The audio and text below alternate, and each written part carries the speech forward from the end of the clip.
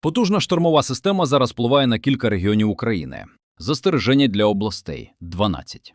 Київська, Житомирська, Вінницька, Черкаська, Полтавська, Кіровоградська, Дніпропетровська, Харківська, Миколаївська, Одеська, Херсонська, Запорізька області. Небезпеки включають сильні грози, пориви вітру до 15-25 метрів за секунду, зливи та локальні підтоплення, місцями град, небезпечні умови для пересування. Інструкції. Залишайтеся в приміщеннях і уникайте зайвих поїздок. Закріпіть предмети на вулиці.